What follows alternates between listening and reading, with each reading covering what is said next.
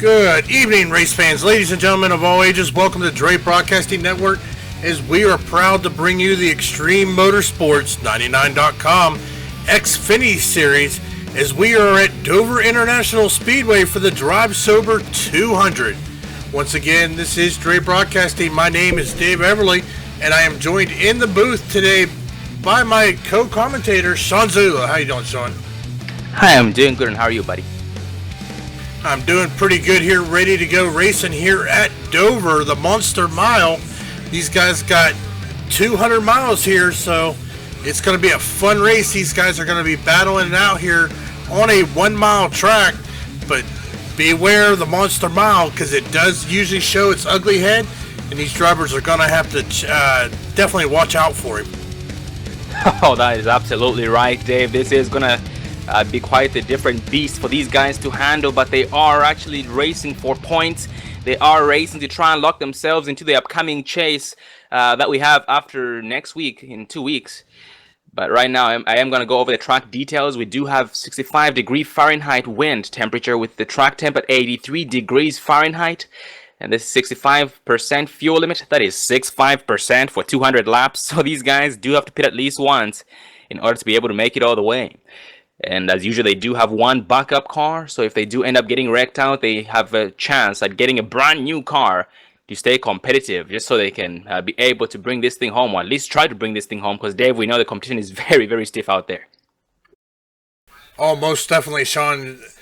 From our previous experiences here with the Xtreme Motorsports 99.com, these guys definitely are some great drivers and going to battle it out, especially being so close to the chase. These drivers are going to be fighting to get in, so we're going to see some hard battles here tonight.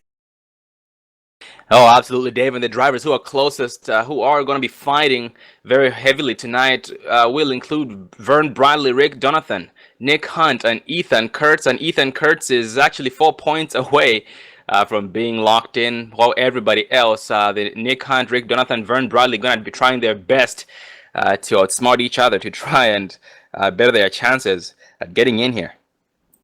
Yeah, most definitely here. Looking, these guys are having a driver's meeting at the moment. They have already qualified, and it looks like Nate Tetro is going to take the pole tonight with a 22.413. So that is definitely some quick lap times here. We have Tyler Sifford in the 07 Ford going to be starting second. Then we have the 00 Nick Hunt starting third. The 32 of Mason Kane starting in fourth. And then we have the 18 of Rick Donathan, as you said, is definitely trying to fight to get into the chase. He is going to be rounding out our top 5 qualifiers of the night. And Dave, right in front of me sits the current season standings. We do have Rusty Farrell on the leading the points, tied with with Christopher Parkman. And Tyler Sifford is in third in points. Alan J. Elwood in fourth place. Richie Evans, sorry about that, he is tied with James Thorndike. Vern Bradley is 2 spots ahead, or 2 points ahead of the 18 of Rick Donathan, John Hillston, Nick Hunt. While Ethan Kurtz is about 4 spots, or 4 points behind them. Dylan Kirk is behind Ethan Kurtz, David Elliott, Mike Franklin, and then Matthew Welzenbach. Yeah, most definitely here is we've got just over 30 seconds here before these guys will get done with their driver's meeting, get into their cars, and get ready to go green flag racing here at Dover International Speedway. So we are just waiting on the drivers to get in their car. Sean, have you had any experience here at the Monster Mile? Oh, actually, Dave, I have not, but I actually did get the chance to go out there during practice as a ghost car, and I was able to put some laps down. And Dave, it was not an easy task to do. And also, when I was watching other drivers try and put down some practice times, I noticed that they were having some trouble on the exit of turn number 4 because that wall was claiming a lot of them. Yeah, most definitely. You got to watch. I think it's coming out of turn 2. There is a bump. You got to hit it just right, or it is going to send that back in around.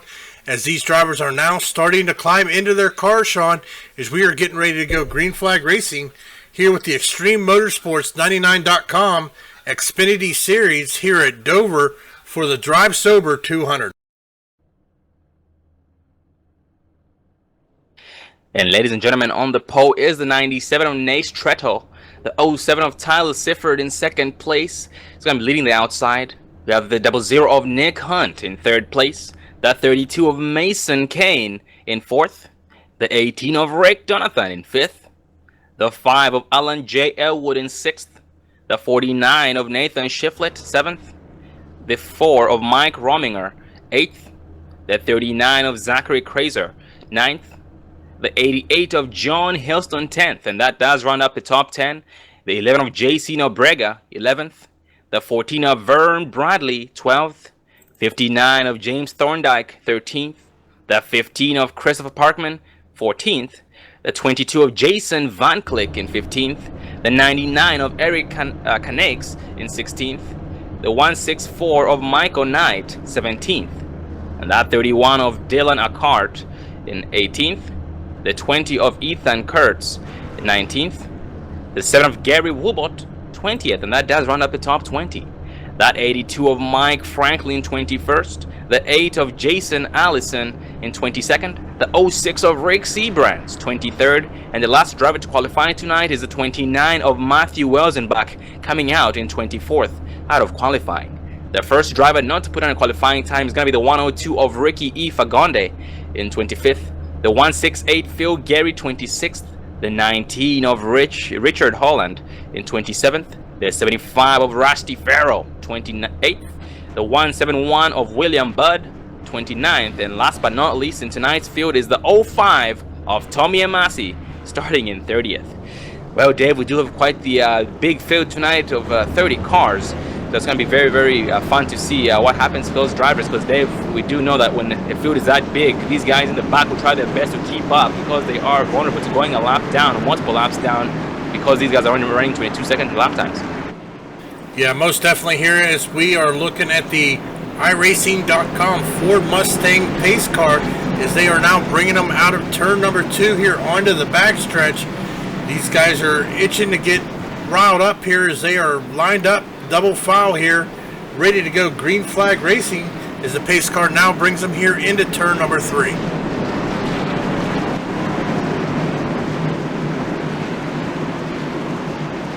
As they are being led by the 97 of Nate Tretto, and with the 00 of Nick Hunt behind him, the 07 of Tyler Sifford in second, and that 32 of Mason Kane. The pace car does dive off. He is still holding pace speed. He puts the pedal to the floor. The 07 of Tyler Sifford does see coming the 00 of Nick Hunt battling the 32 of Mason Kane already for the third place. They will make contact. It's going to start finish line, but no harm was done, as those two leaders, the 07 of Sifford and the 97 of Tretto, do get single file. Yeah, it looks like Nate Tretto there definitely got a great start, but so did the 07 of Tyler Sifford as he is keeping pace with him. As these guys are putting down some blistering speeds here.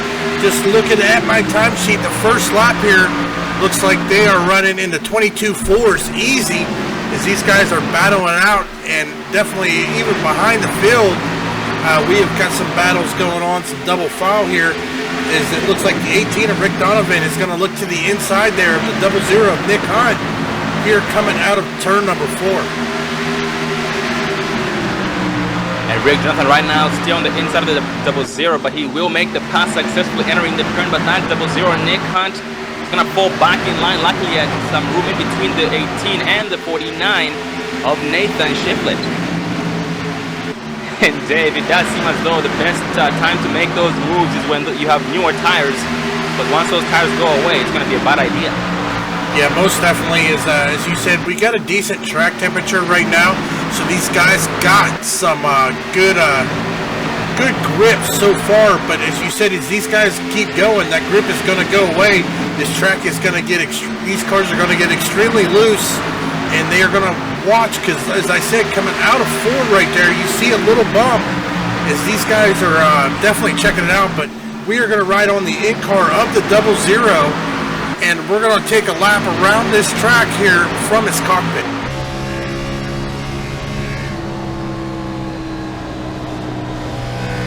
As we see him here exiting turns 3 and 4, you're going to see him play with the thing as the car gets a little bit of lift there coming out of 4. Now coming down into 1, he is going to drive down here, try to get next to that white line here as he is feathering his throttle to keep control of it, to keep that back end from getting loose and spinning out.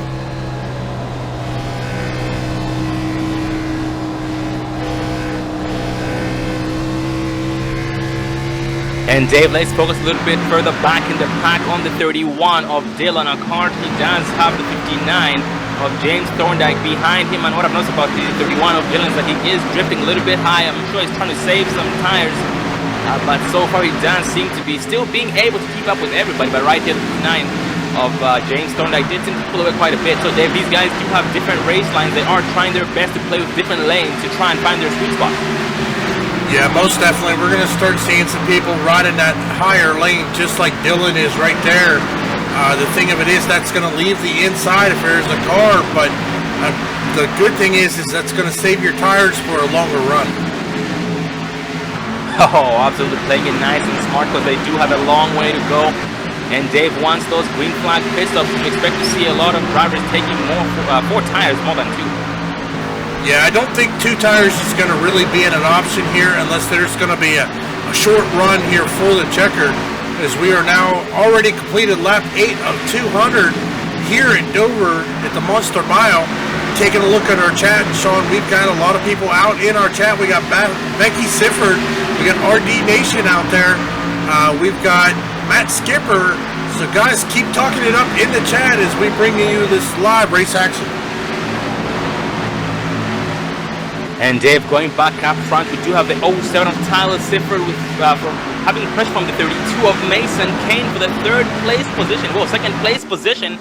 But right now, Mason Kane does not have anywhere to go. Well, Dave, it just goes to show how difficult it is to make a pass at a track like this. Yeah, in order to make his pass, you're going to have to get to that inside here before they start the entry of the turns, because it looks like the bottom lane is going to be the way to get around someone. So as long as you can block that bottom lane, it's going to be hard to get somebody to pass. But if you drift up and leave that door open, I'm sure someone's going to take advantage of it. Looking for the back in the pack, we have the 8 of Jason Allison, who has the 29 of Welsenbach behind him. Welsenbach trying to look to the inside, but will have enough? Nope, he does not seem to have enough. They do go back to single file racing, but the fight is not yet over. And behind them, they do have the 7 of Gary Woodward, who is just riding behind them. The 82 of Mike Franklin and the 168 of Phil Gary catching up single file as well. Whoa, we do have a heavy barbecue headed down to pit road on the apron. Let's see who that might be. Whoa, that is the 102 of Ricky Ifagande. Heavy smoke headed down pit road on the apron as we speak. Losing position left and right. That is very unfortunate. Yep, looks like the Monster Mile has already stuck his head out and definitely taken advantage here and claimed his first victim, as we are watching the 102 of Ricky Fagande, the 2nd, make his way down onto pit road here. He is going to have some extensive damage as that motor is smoking pretty heavily. And going back onto the track, Dave, the 11 of JC Nobrega making moves right now as we speak, trying to get his lap back the hard way because he is 1 lap down. He is making moves left and right, overtaking as many cars as he can. And right now his next victim is this 171 of William Budd. Yeah, looking here at my stats, Sean, he is the first car a lap down. So if the yellow does come out, he is going to get that lucky dog. But taking a look at our leader here, he is catching the 05 of Tommy Amasi, who is the first car a lap down.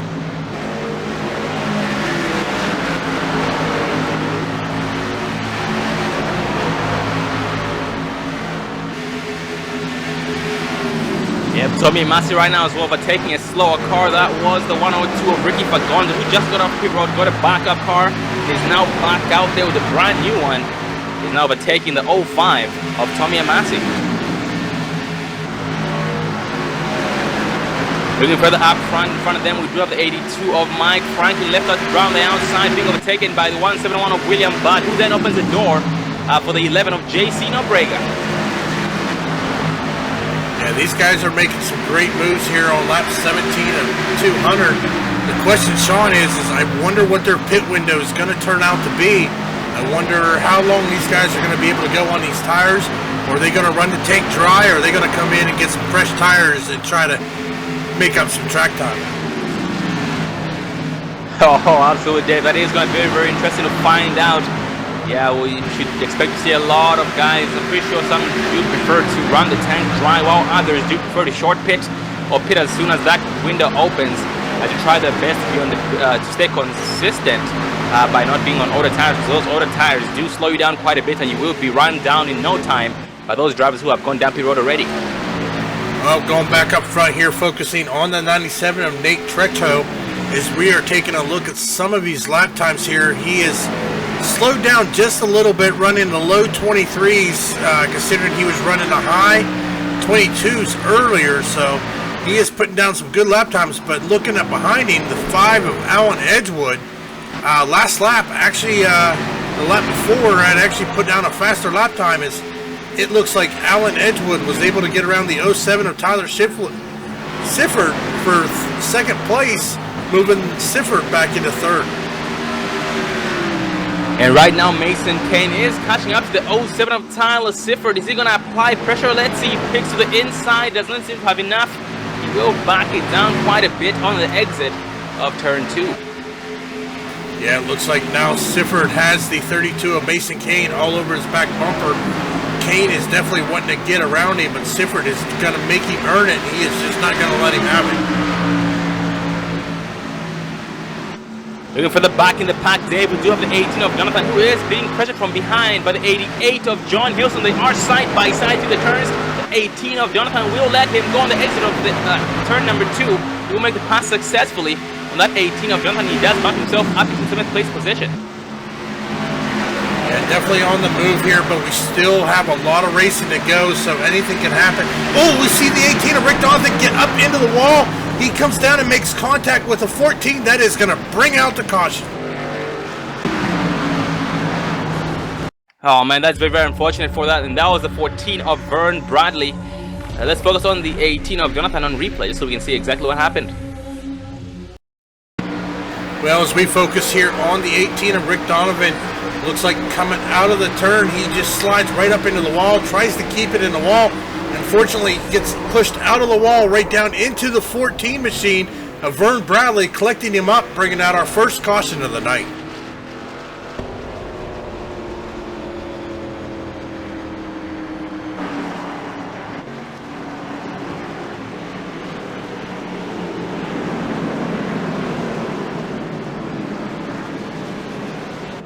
Well, we are now focusing back on our leader, the 97 of Nate Tetra, as it looks like he is going to bring everybody down onto pit road for our first pit stops of the night.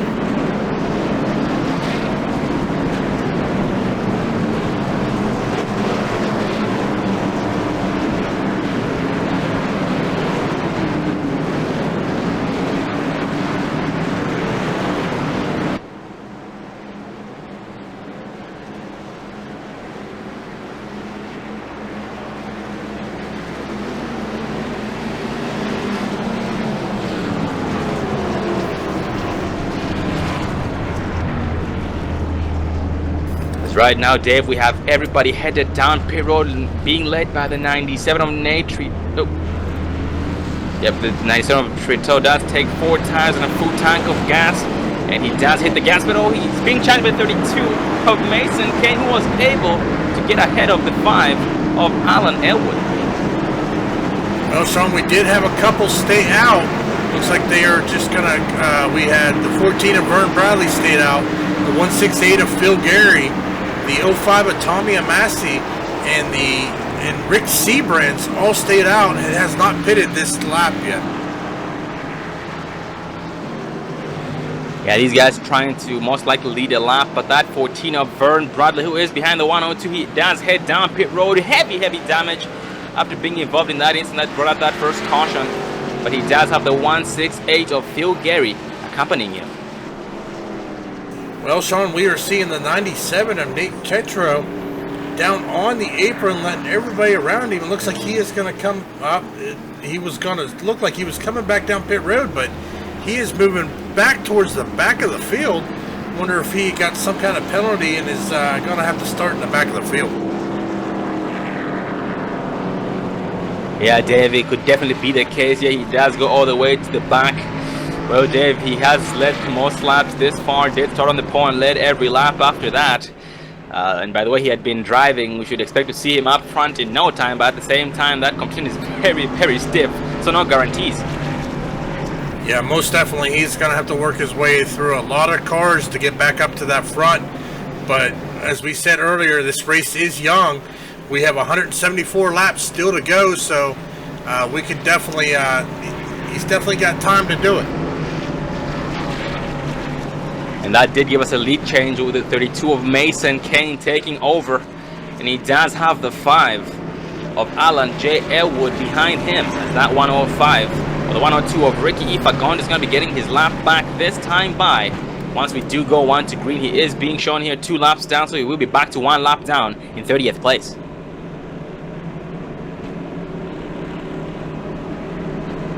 Well, Sean, we're seeing the monster mile there. He is definitely sticking his head out. That big monster here at Dover, as we are now 1 to green as these guys start lining up double file here. Coming into turn number 1, we are going to have the 32 of Mason Kane controlling the restart, bringing them to the restart with the 5 of Alan Elwood on the outside. The 07 of Tyler Sifford will be starting in the 3rd position. And then the 88 of John Houston will be starting in the 4th position. And speaking of the 07 of Tyler Sifford, he does have some heavy damage around his machine, that Ford Mustang. Not looking as beautiful as it was when he first started the race, but he is still out there, so hopefully it doesn't affect him too much. And the good thing about that, Dave, is that this track is not too big on draft. I don't think draft plays any key factor because it's just so short. So he just might be lucky enough that he can still keep up. Well, we're about to find out as the pace car is now bringing them through turns 3 and 4 here, as these guys are definitely ready to go green flag racing. As the pace car dips down into pit road here, these guys are just keeping it here. Off goes Mason there onto the thing. He is just starting hammering down as they are now coming across the start finish line into turn 1. And that does give a battle for the 2nd place position between the 5 of Alan Elwood, and the caution does fly. Let's go back and take a look at what might have been the cause. Oh, looks like we had the 99 of Eric Canakes hard into the wall. Actually, starting in front of him, it did involve the 00 of Nick Hunt and also the 49 of Nathan Schiffer. Let's focus on the 00 of Nick Hunt on replay. Oh, it looks like some contact between the 49 and the 00, and they just kind of get together there and collect a lot of cars. Is going to have damage because of this. We have a junkyard out on the track right now, Sean. Oh, absolutely, Dave. That is very, very unfortunate for all drivers involved. And the bad thing about that is that it happened up front, which usually does cause the big one. And right now we do have one driver smoking heavily on the apron, trying to head down to pit road. And that is the 7 of Gary Woolbot. Yeah, that's some heavy damage to that car, as it is smoking heavily down onto pit road here, as these guys are getting ready to get lined back up here, as that is our 2nd caution of the night here on lap 28.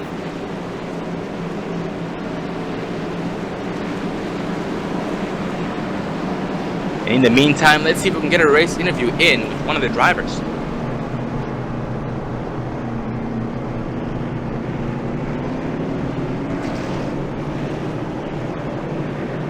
We are going to focus on JC Nobrega in the 11 machine. Get a car up there, JC. Yeah, go. How did tonight, buddy? That's fine. Well, JC, we did notice that you at one point you were a lap down, but you are now back on the lead lap in 26th position. And we have noticed that the track, the exit of turn number 2 is not really the best place to be. Usually that's where most people hit the wall. Tell us about your race so far, buddy. Sorry, man, I don't speak English very well. Oh, copy that, buddy. Well, good luck to you, JC. Thank you, thank you. Well, ladies and gentlemen, that was the 11 of JC Nobrega back there in 26th. He was a lap down last time we checked on him, but now he is back on the lead lap. An amazing job. And let's see if we're going to be going 1 to green. If we do not go 1 to green, we will be interviewing one of the other drivers. And Dave, we have a lot of drivers behind that pace car. That restart did jack things up once that caution had flown. Those guys who were stuck in the back are now up front, so they will be getting the wave around with 1 to green. Yeah, it looks like we're going to go around another time there, Sean, before we go to the 1 to green. As you said, we have a lot of drivers up in front of the current leader. We've got Nick Hunt up there, Rick Sebrands, it looks like Eric Kennecakes, Tommy Massey, Rusty Farrell. We got Rick Donathan up there, JC Nobrega, and Gary Wobolt, as these guys are waiting to just get a wave around to get back on their lead lap. And I'm looking at my stats right now, and the last driver who pitted in was the 29 of Matthew Welsenbach, who is rolling off as we speak. And we also have Nathan Schiffler down pit road, including the 22 of Jason Van Click. Actually, Jason Van Click, Dave, is down pit road. Heavy damage. Trying to get that thing fixed so I can try and get it back out there. Put down some more laps. Yeah, most definitely. Here's the pace cars now, bringing them out of turn number 4 here. We're getting ready to give these guys a wave around and start lining up double foul to go back green flag racing.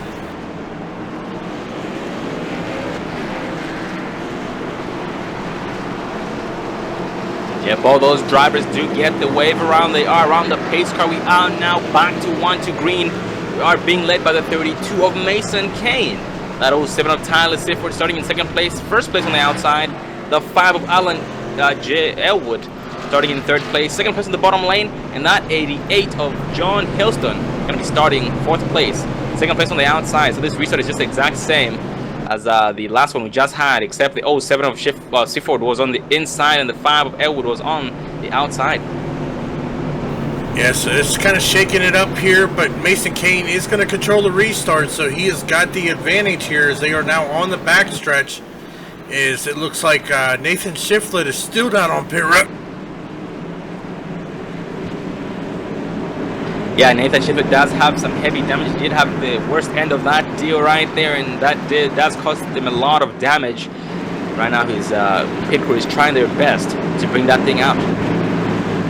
Well, we are waiting on the pace car to dip off as it makes its way onto pit road. It's all on the 32 of Mason Kane as he jumps onto that throttle.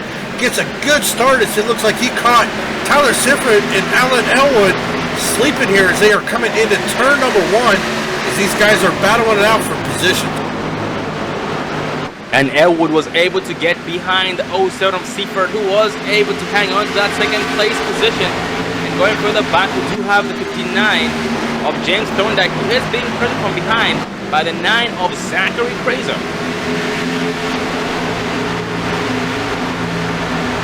And that 31 of Dylan Acart, Dave, he is really charging behind that 39 of Fraser, trying his best, most likely right on his cage.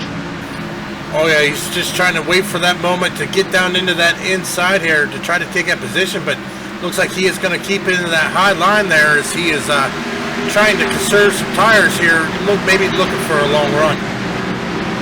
And Dave, we've had a position change between the 07 of Tyler Sifford and the 5 of Alan Elwood, who did switch places. That 5 of Elwood went up into 2nd place and overtook the 07 of Sifford for 3rd place. We do have one driver on the apron who's being caught. That is the 00 of Nick Hunt, who is going down pit road, this time by. Well, ladies and gentlemen, we are going to bring you our Crank It Up cam. We are going to let you hear these engines roar. So just stick tuned and listen to them engines roar.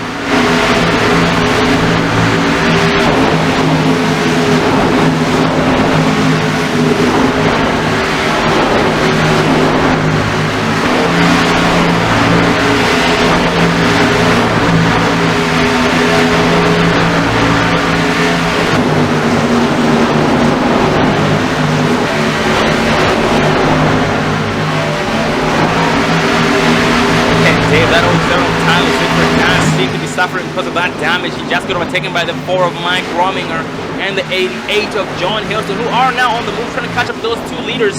That 5 of Alan Elwood, who just took the race lead as we spoke, and the 32 of Mason Kane in 2nd place. Yeah, they are definitely shaking it up here. It looks like Alan Elwood is going to lead this lap here He has led 2 laps here tonight after starting in 6th position and making his way all the way up into the front position. So good job by him, but he has got some stiff competition behind him. He cannot relax just yet.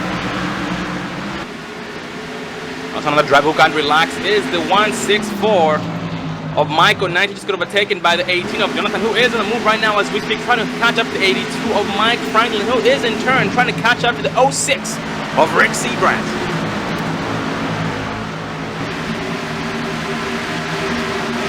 Well, as we are now hitting lap 40, Sean, here, we got 160 laps to go.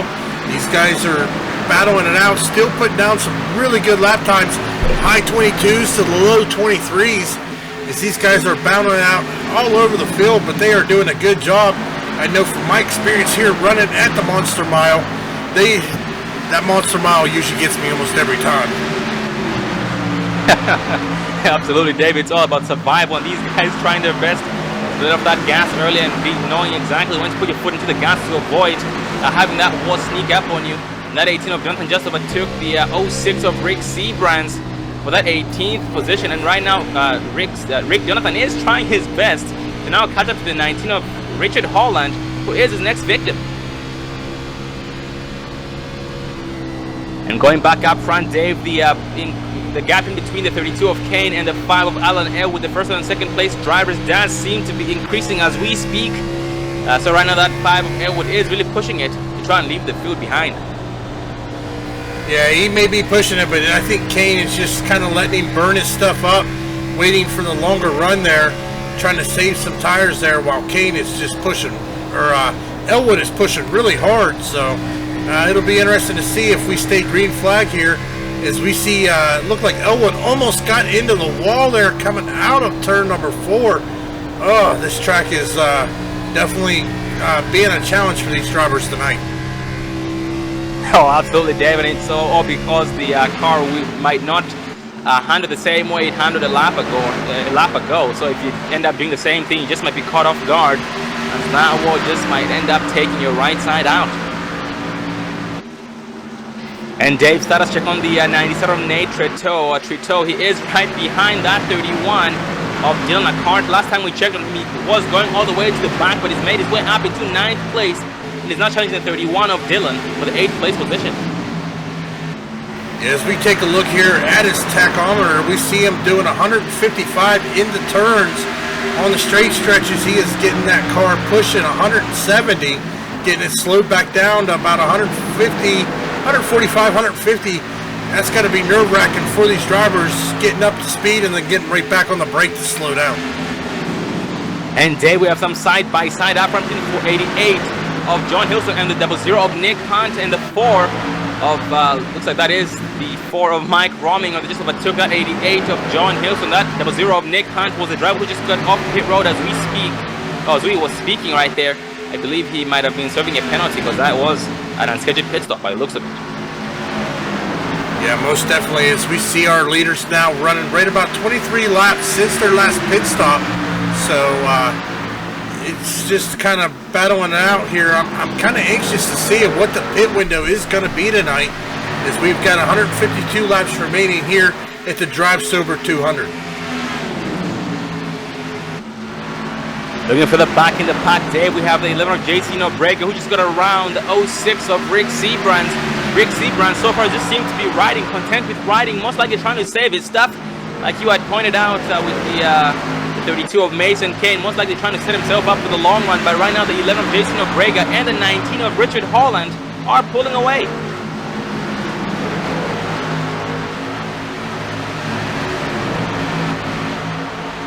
Looking further up front, the 14 of Vern Bradley, catch up 31 of Dylan. A car to will apply pressure here shortly.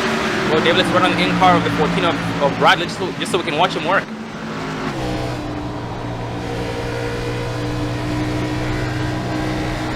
He seems to be developing a run on the 31 of Dylan, but he does not seem to have enough on the entry to turn 3. Yeah, look at him definitely work at wheel. He is putting that wheel left and right there. As you can see coming over to the turn there, he had to turn that wheel to the right, which these NASCAR oval guys don't really do very often. But it looked like maybe that back end was starting to kick out a little bit, so he had to turn it off to the right a little bit to get it straightened out coming off the turn. And because of it, he did lose the run to the 31 of Dylan. And at the same time, the 20 of Ethan Kurtz behind him did catch up to 31. Almost gets into the 1. That does allow the 14 of Bradley to look to his inside line. The 20 of Ethan Kurtz following behind him.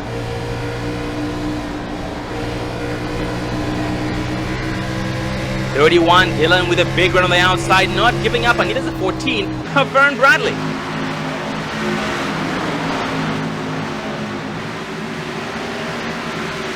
Oh, that 41, the 14 of Vern Bradley does let off the gas to avoid drifting up, and that does allow the 31 of Dylan Akart to maintain that 10th place position. And that 10 of Ethan Kurtz just backed it down, saying, I'm not going to have any part of this, because passing at this track is not the safest thing. Oh, most definitely there. It looks like Vern Bradley was thinking to the outside, but as you said, he has got Ethan Kurtz all over his back bumper as Ethan Kurtz is trying to set him up to get underneath of him. But up, here we go. Oh, we're going to see some 3 wide here at Dover. Is Ethan Kurtz on the inside, Vern Bradley in the middle.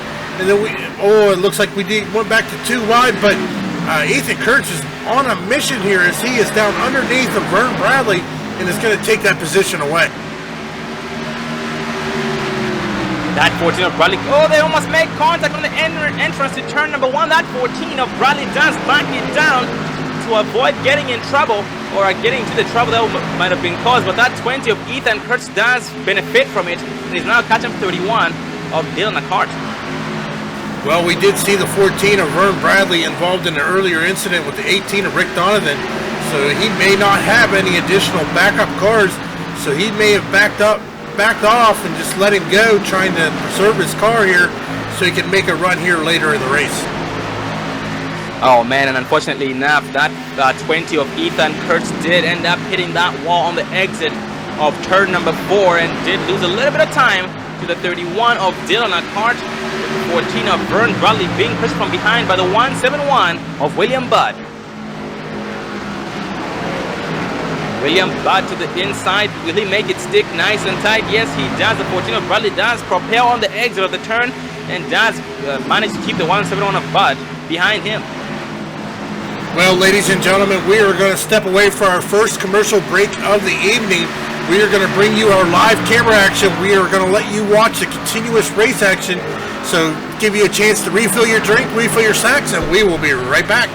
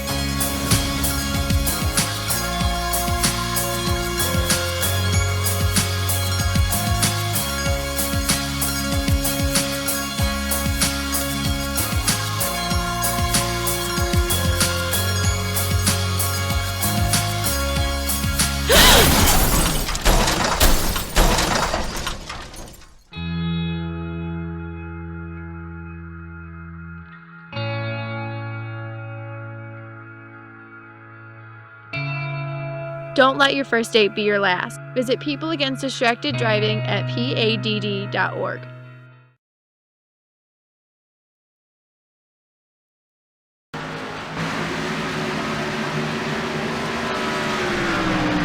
Welcome back, ladies and gentlemen, to the TREME Broadcasting Network, as we are proud to bring you the Xtreme Motorsports 99.com Drive Sober 200 here at Dover International Raceway. Still in the lead, we have the 5 of Elwood, followed by Trito in second.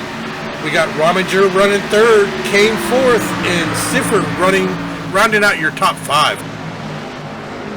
And Dave, speaking of that 97 Nate Trito, last time we checked on him, he was way back in the pack. The last caution, he did go all the way to the back of the pack, and the next time he was, I believe, in 15th place, and now he's up in 2nd place.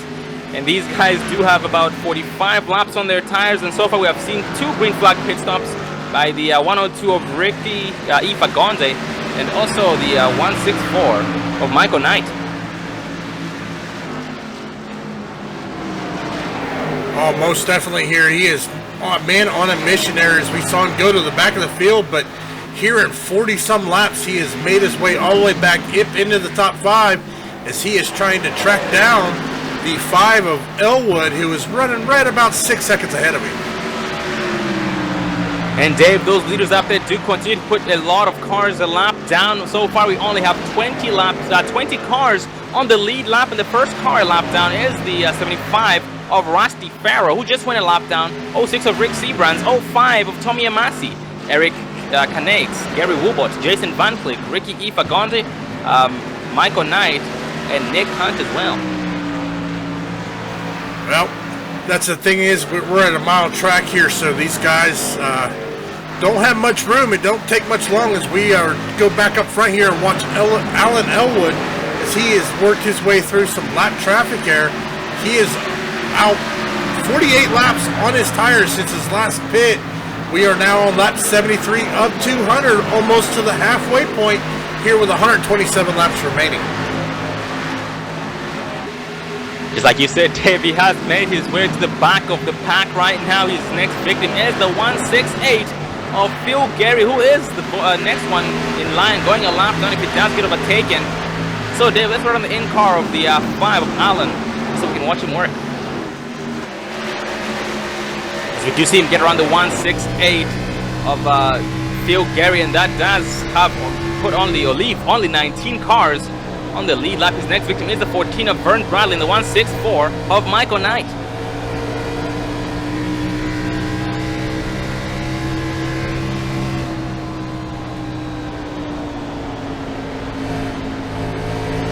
We have that 31 of Dylan Cart on the outside behind the 18 of Jonathan. They did take him 3 wide, but the 164 of Michael Knight decides to back it down. And right now that 5 of Alan Elwood trying his best to get around these lap cars, but they are also putting on a hard fight to on the lead lap.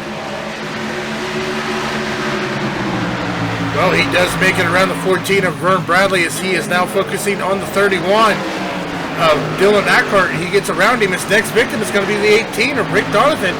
Man, this Elwood is running fast here at Dover, as it looks like Rick Donovan is going to dive down onto the apron, as it looks like he is going to come in for his green flag pit stop. And so far that 5 of Alan Elwood has been able to put 15 cars a lap down at this point, but he himself has not yet pitted, so he does have 53 laps on his tires, while most drivers who are a lap down or more did go down pit road. Well, he may have 53 laps on his tires, but he is still running some really good lap times here, as he is still running in the low 24s here, as his last lap time was actually at 23.9 here with 54 laps on his tire.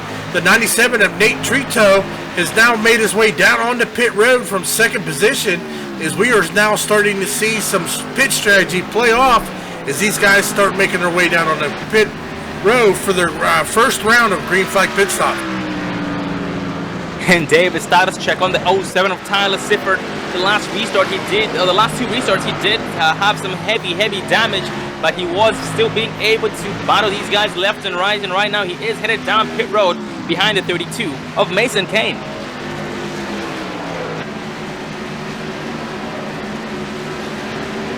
And Dave, let's focus on the 07 of Tyler Sifford, just so we can watch what he takes.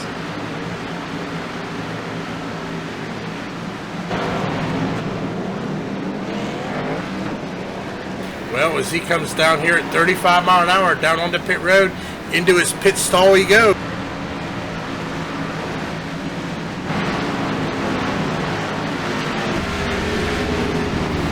Right side goes up.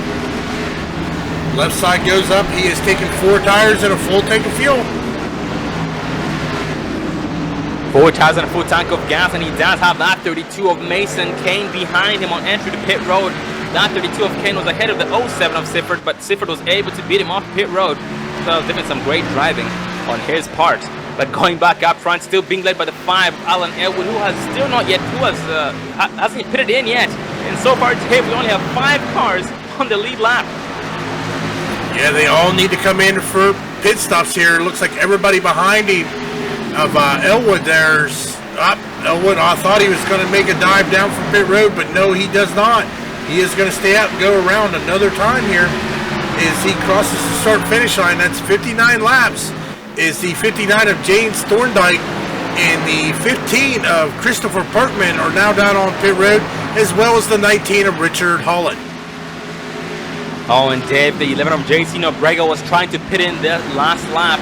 Unfortunately, he missed a pit entrance and had no choice to go back around the track one more time. And that did cost him a lot of time. But right now, he is being shown in 3rd place, headed down pit road as we speak. Well, that's the thing here is going down on the pit road. It is going to put you at least 2 laps down here, since it is a short track here at the Monster Mile. And Alan Elwood is still staying out as he has now led 48 laps of the 84 completed. Oh, Dave, right now he is bumping the 88 of Joan Hilston. Dave, only the 5 of Elwood and the 88 of Hilston are on the lead laps. So if the 5 of Elwood does get around the 88 of Hilston, he will go a lap down, but both drivers do slow down, headed down the apron this time by most likely pitting in. Oh, nope, the 5 of Elwood ends up going past or around one more time due to the pit stop or pit entrance sneaking up on him. Most definitely there is. We are still getting a lot of chat in our Dre Broadcasting Network chat. We've got Ryan there. We've got Becky just chatting it up. Keep it up, guys. That definitely gives us some motivation here for the night, as we know Becky is definitely rooting on Tyler Sifford. Right now Tyler is running back into 7th position, 2 laps down, as we are still waiting on the 5 of Alan Elwood to make his way down on the pit road. The 5 of Elwood does keep it down on that bottom lane. He does head down the apron, so he will be pitting in this time by up to 63 laps of not pitting in. Well, we know they can go from 58 to 63 laps here, so it looks like there is going to be at least one more pit stop here tonight to be able to complete this race out.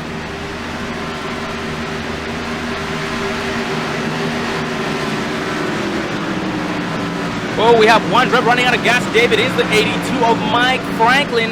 Let's run on his in-car just so we can make sure he makes it down pit road.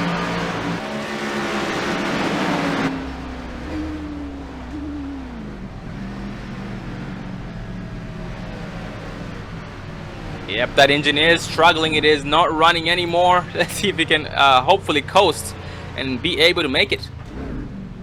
Well, he is down to about 15 mile an hour here as he is trying to get that car started again.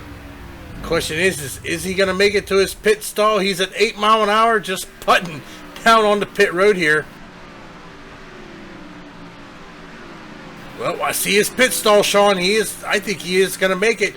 He is going to make it to that pit stall. He is going to get some green flag service. Oh, there we go. That engine is back to life. The right side is up. He will take right sides with a full tank of gas. And going back up front, Dave, we do have a lead change. The 4 of Mike Romming are taking it away.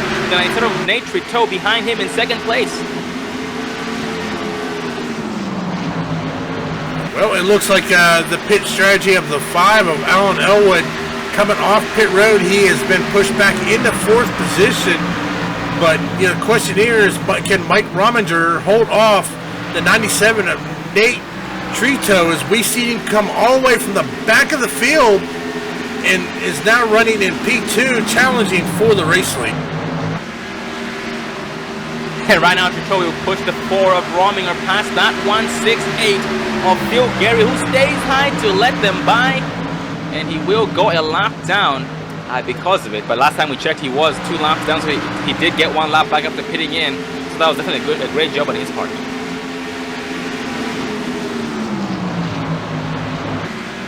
You know, Sean, these guys invited me to come out and race with them next season. After looking at the talent of these drivers, I think I'd be a little out of my league trying to climb in a car and battle these guys.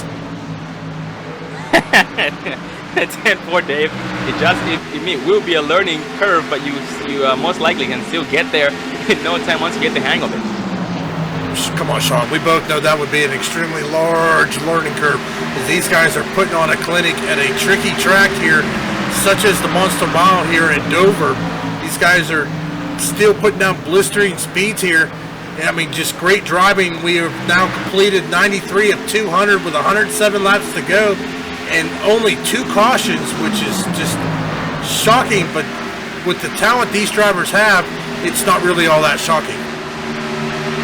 Oh, absolutely, Dave. Nicely said. And yeah, we did see our first round of green flag pit stops.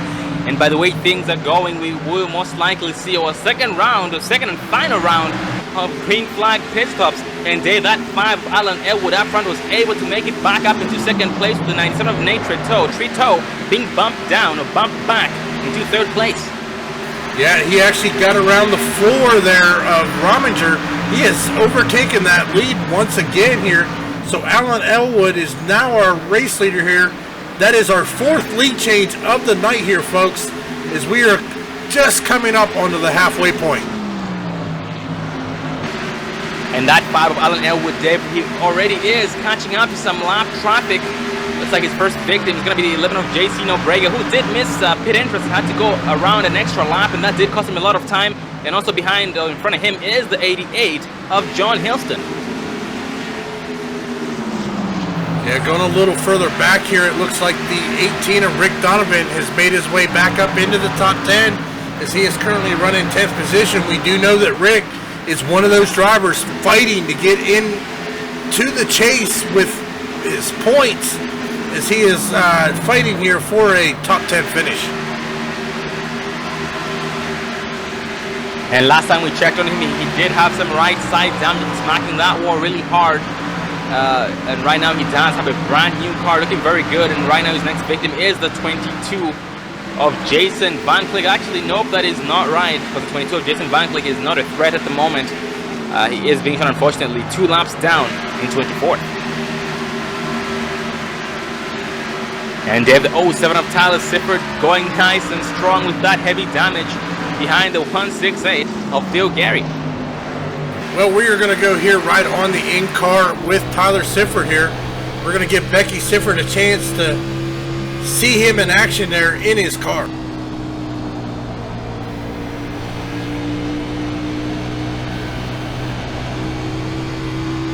As we see him working that wheel, especially coming out of these turns, he's definitely got to adjust for that wheel, that bump here in the turns, as it looks like he is now coming out of turn number 4. You see him turn that wheel right and then right back left there, trying to keep that back end from sliding out around him. He does seem to be trying to set himself up for the pass against the 168 of Phil Gary, who has seemed to have upped his game the last couple of laps, trying his best to keep the 07 of Sifford behind him, but nope, he will let him go. He drifts high to leave the inside open to the 07 of Sifford, who takes it away without any trouble.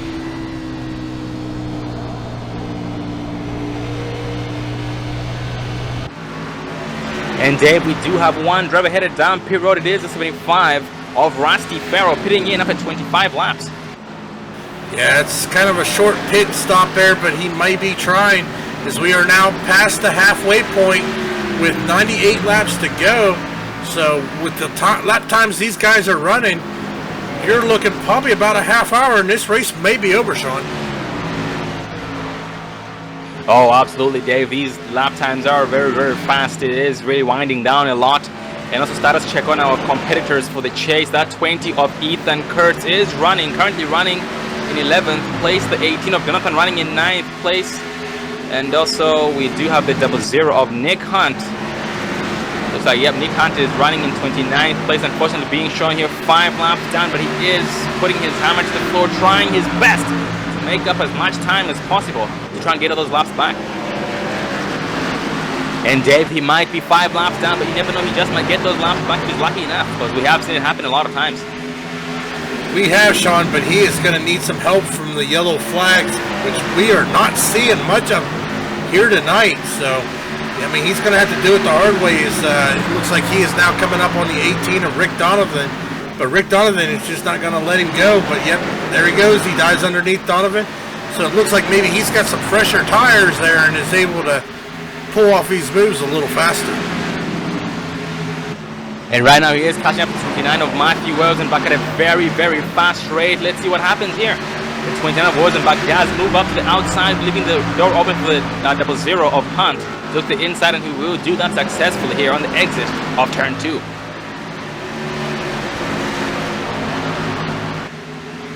And going back up front, Dave, the gap between the 5 of Alan Elwood and the 97 of Nate Trito does increase to about 4 seconds. And last time we checked, it was way less than that. So that 5 of Alan Elwood is really pulling away and really putting a lot of cars a lap down because of it. Well, taking a look here at the last lap time, it does look like Nate Trito ran about 2/10 faster. So, but for the most part here, let's see who's got the fastest lap of the night. That is going to be the 32 of Mason Kane, who's currently 9 laps down. He has got the fastest lap on the track with a 22.656. Oh, that is very, very impressive. And also David status check on the 14 of Vern Bradley, who as well is trying his best to lock himself into the points. Right now he's being shown back there in 15th place, a lap down, and has some right side damage. It's being overtaken by the 97 of Nate Trito. Oh, we have a very, very slow car on the front. That is the 18 of Rick Donovan. Oh, he's got some heavy, heavy right side damage. It looks like that dang monster got another victim in the 18 of Rick Donovan. Yeah, that is very unfortunate for Rick Donovan, because that was the same turn that claimed gave. Oh, he right now he's sideways off the track, gets into the to the fence. He will be spun out sideways off the track. He's trying his best to get back around. Oh man, he has no choice but to go down pit road, and he is pitting in this time by. Well, Sean, it looks like he's got a flat tire there as he is having trouble controlling that car as it is going down pit road.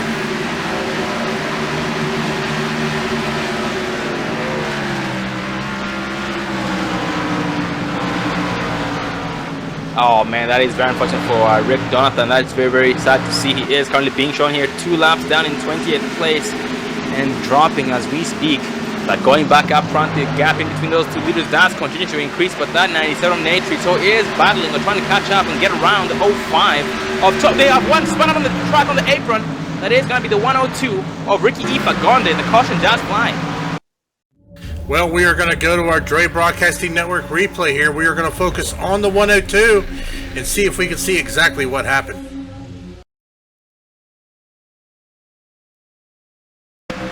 Well, as we focus here on the 102 of Ricky Fagonde II here, looks like coming into turn number 1, I do believe. He is running the middle lane there as he comes on exit. He gets it dead center here, coming down the backstretch into turn number 3. Coming through turn 3, I think it's going to be that monster bump. It's going to get him. Yep, that monster bump gets that back end around. He is into that inside wall, stopped on the track, causing the flagman to throw that yellow flag.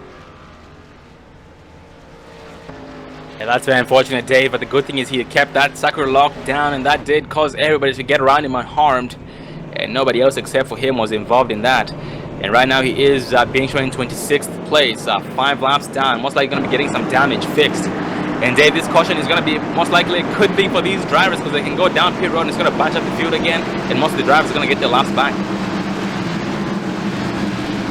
Well, it looks like all the cars on the lead lap are going to make their way down onto pit road.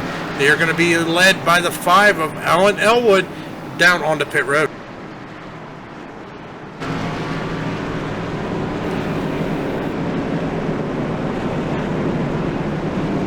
We see the 5 of Elwood make it into his pit stall. Here comes the 97 of Nate Trito. Slides into his pit stop. We see the right side of Trito go up. There's Tyler Sifford in the stall behind him. Left side up, it looks like it is going to be a four-tire stop. Is the 5 of Elwood is going to be the first off pit road, followed by Trito. Here comes Mike Rominger, and Tyler Sifford is going to be the 4th one off pit road. And Dave, it looks like we do have some time for an interview. Let's focus on the 31 of Dylan Eckhardt. Well, ladies and gentlemen, we do have the 31 of Dylan Eckhardt up here with us. Got a cop there, Dylan? Oh, I do, bud. How you doing tonight, buddy? Oh, you know, wet Dover. Bumpy. It's definitely hard to pass, and the tires that Goodyear give us this year aren't really holding up to our perfection that we used to have in the olden years. So, definitely more of a challenge here, but I was very happy that we got this caution because I know my teammates and I, we really needed this. Oh, 10-4, buddy. And Dylan, we are sorry to hear about, you know, the tough time you are going through getting around the track here, and just like you said, those tires not being able to stick too well or stick too well for too long. As a result, yeah, that does explain all the damage you have, and we've noticed that in the beginning you just have been riding and letting everybody get around you. But besides that, how's everything going so far? You know, we're okay. You know, this is one of the tracks I don't like going to. So we're hopefully, once this is done and over with, you know, we can have a good remaining of the season. But hopefully, once this is done, we can get week 13 underway, and we can have a good remaining of the season. Oh, copy that, bud. And Dylan, we have noticed that the exit of turn 4 is not really people's best friend. Tell us about the exit of turn 4, bud, from your perspective. Turn 4 is just, it's a devil turn, and I think that's probably the nicest way to say it. It loves you one time, and the next time it wants to put you in the wall. It's all depends on how you drive it and how you hit that sweet spot. And if you don't hit that sweet spot, you're just kind of, hopefully the back end stays on the ground. If it doesn't, you're gonna kiss that inside lane. Oh, 10-4, that does explain a lot. And Dylan, what do you think is your best defense against everybody? Well, at this point, it does seem as though the track might be your biggest enemy. So what do you think is the best defense? Is it to back up your entry or maybe save tires? You know, if I knew, I would do it. To be honest, every time we're trying something new. We're trying something to see if it does anything different, and I'm just having the hardest time here. But you know, hopefully this is the last caution, and we get another green flag stop, and let's see what we can do this under green, and let's see if we can actually get a decent finish. If I can come out of this track with a top 20, I'll take that. Oh, copy that, buddy. Well, good luck to you, buddy, and make us proud. All right, thank you so much, guys. As the pace cars now bringing them here into turns 3 and 4 as we are getting ready to go back green flag racing. We have the 5 of Ellen Elwood controlling the start with Nate Trito running on the outside. Mike Rominger running in third. There goes Elwood as the green flag, as the pace car dips off. He gets a good run there and gets a good gap there over the 97 of Nate Trito as they are now coming into turn number 1.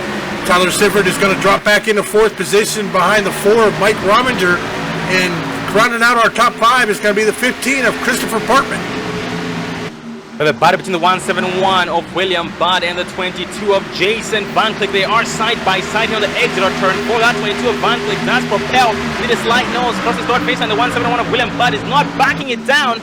And neither is the 22 of Jason Van Click, but the 171 of William Budd doesn't get the best entry to the turn, and that does cost him some time. The 88 of John Newton has no choice but to back it down. Whoa, he does get rear-ended. The 20, that did cause quite a big checkup, but no harm was done from that. Yep, looks like the Monster Mile is trying to claim another victim there, Sean. He has got some carnage here tonight, that's for sure. Oh, absolutely, Dave. At this point, Dave, these guys are they have changed their driving styles because they have learned the best lines, or some of them have adapted to better lines, so they do know exactly how to get around the track and how to get around turn number 4, which does seem to be the biggest enemy tonight. Most definitely here as we are coming on the closing down here on the final laps. We are on lap 120 of 280 laps to go. We have had 4 lead changes tonight, 3 cautions for 11 caution laps, which is really good here for running 200 laps here at Dover. And Dave, so far we do only still have 10 drivers on the lead lap, and the first driver lap down is the 14 of Vern Bradley right now, trying his best to be ahead of everybody else who's a lap down so he can be eligible for that lucky dog, as Vern Bradley is fighting for the chase, or trying to secure his spot in the chase, right now being overtaken by the 88 of John Hilston. That 14 of Bradley's biggest enemy so far, Dave, is that 88 of John Hilston, because both drivers are a lap down. So the caution would fly right now. The 88 of Hilston would be the driver eligible for the lucky dog. Well, this is interesting, Sean. I don't think I've noticed this, but the 11 of JC Nobrega there did not pit the last time. He has got 40 laps on his tires, as he is the last car on a lead lap. Oh man, that 05 of Tommy Amasi had to check up. That was a checkup of a lifetime. Good thing there was no one behind him, because these things do not have any brake lights. That was going to be chaos. But right now he is trying his best to get around the 11 of JC and Nobrega. But so far, no luck. Yep, we now have only 10 cars remaining on the lead lap here, as the 5 of Elwood is already pulled out to about a half-second lead over the second place of Nate Trito. And Dave, that 07 of Tyler Sifford has been doing an amazing job. I'm very, very surprised that that car is still able to do as good as it's been doing so far, even though he's had damage ever since, I believe, the second caution that we had. Right now he is running nice and tight in 4th place, and behind him is the 15 of Christopher Parkman, with the 4 of Mike Rominger being the next car in line. Yep, looking here, it looks like Christopher Parkman started 14th, now running just inside the top 15 in that Nationwide Chevrolet there, Camaro. So he has done a good job, as the caution is going to fly again. Whoa, that did involve the 20 of Ethan Kurtz on the exit of turn 4 by the looks of it. Let's focus on the 20 of Ethan on replay. Well, as we pull up our Dre Broadcasting replay, we are focusing there on Ethan Kurtz here, as he is now coming out of turn number 4. Gets that bump. It's that bump, Sean. It got him. Got that back end spun around, and he went hard into that inside wall, and that is going to stop him on the track, bringing out the caution. Let's take a look here. It looks like his car is, nope, his car's not smoking, but he has got heavy front end damage. Oh, absolutely, Dave. That was the second driver it's claimed tonight, or I should say the second driver who it's claimed bad enough to be spun out on the track. And yeah, that is very unfortunate. The good thing is nobody else was involved besides him. And that car not looking too pretty. Let's hope he has a backup car that he can use so he can stay competitive. Well, it looks like Alan Elwood is going to go ahead and come down in for another pit stop here with 73 laps to go. I still think even after this one, Sean, they are going to need one more pit stop to be able to go the remainder of the race. Oh, absolutely, Dave. It's going to be very, very close, because the pit window is 63 laps. We did notice that one driver ran out of gas, even though he had 63 laps on his tank. So it might be 62 to 63 laps, so it's going to be quite the risk. We see a lot of drivers short pitting. We did have one driver get the lucky dog. That was the 88 of John Hilston, back on the lead lap on lap 129.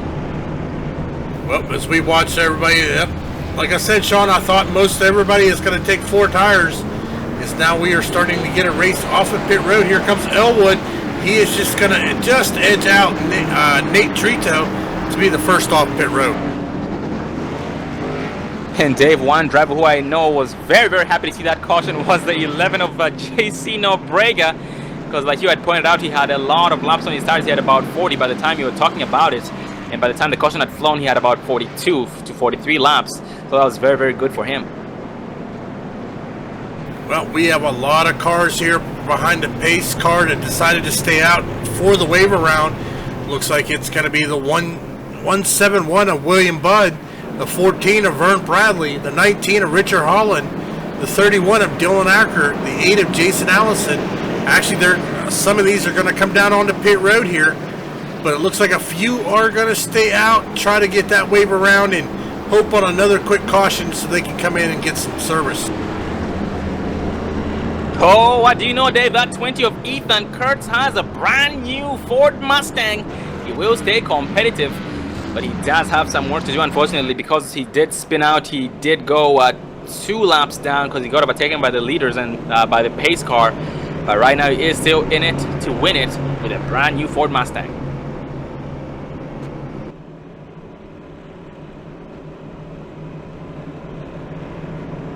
And so far we now have only 10 drivers on the lead lap. And the first driver going to be a lap down will be the 8 of Jason Allison with the 14 of Vern Bradley behind him. So these 2 drivers will be fighting to try and get their laps back. The 19 of Richard Holland coming is in 13th place, and the 31 of Dylan Ackert, who we interviewed at the last caution, is currently in 14th. That's some pretty stiff competition here, Sean. Looks like we are 71 laps to go as the pace car now brings them out of turns 3 and 4. We're waiting to see if we are going to go 1 to green as these guys are going to get ready to go back green flag racing here for probably about 69 laps left to battle this out for the checkered flag, Sean. Oh, absolutely, Dave. And with that said, it's going to be very, very close on gas, like you had pointed out. So we should expect to see a lot of drivers take a splash and go to try and finish this until the very end. And the lights on the pace car do finally turn off. We do have drivers getting their laps back. The 05 of Tommy Amasi, the 00 of Nick Hunt, the 8 of Jason Allison, and the 22 of Jason Van Click. So we are back to 1 to green this time by being led by the 5 of Alan Elwood. To his outside is the 97 of Nate Trito, his biggest enemy. The 4 of Mike Romming, another enemy, is in 3rd place with the 07 of Tyler Sifford with some heavy damage, still going nice and strong, starting 2nd place on the outside.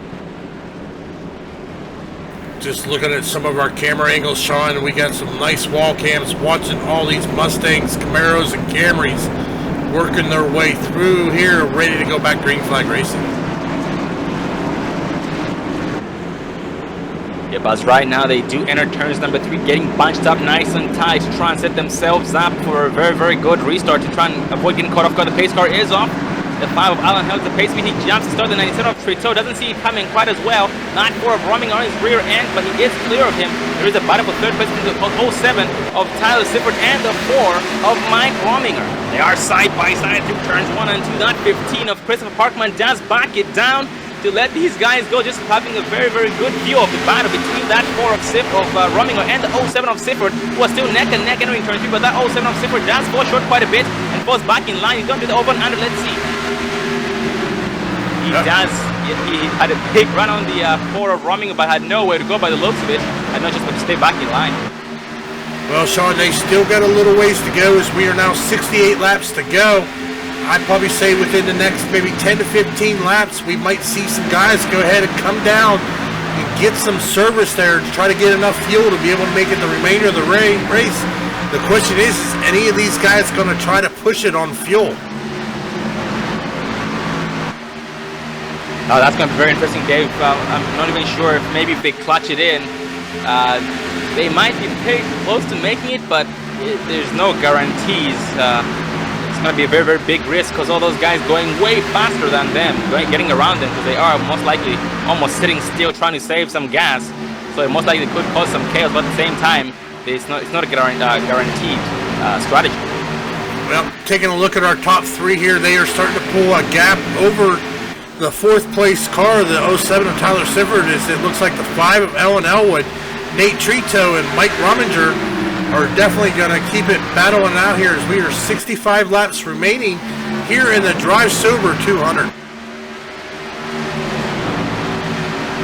Looking further back in the pack, we do have the 19 of Richard Holland trying his best to get around the 14 of Vern Bradley. Both drivers still a lap down, battling for that lucky dog. So far we have the 14 of Bradley, the 19 of Holland, the 31 of Ahart, the 168 of Gary, the 06 of Seabrands, the 82 of Franklin, and the 05 of Tommy Amasi. All these 6-7 drivers I just mentioned are all battling for the lucky dog to try and get their lap back. Yeah, most definitely here as they are now coming to complete another lap here. Looks like the 31 is going to get a little bit of run on him. He's going to get to that back bumper, just not have enough to clear him.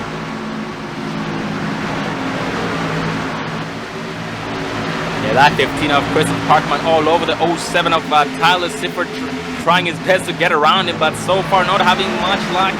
He is trying to set himself up, or to try and set him up for the pass. So far he is just getting to his back bumper and backing off, because he is catching him in very bad spots. Well, these two gotta watch, because there is more people behind him. We have the 59 of James Thorndike, the 39 of Zachary Creaser, and the 88 of John Houston, all back here ready to pounce and take away any positions if any of these guys make a mistake.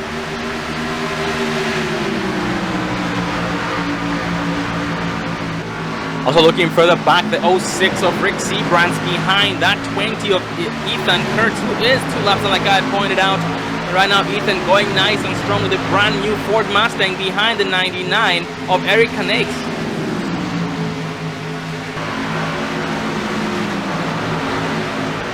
And going back up front, Dave, that 97 of Nate Trito is all over the 5 of Alan Elwood. Well, he is closer than he was the last runs that we had, because that 5 of Elwood was pulling away quite a bit, but that 97 of Nate Trito has upped his game right now, just keeping him in his sights and filling up that rear view mirror.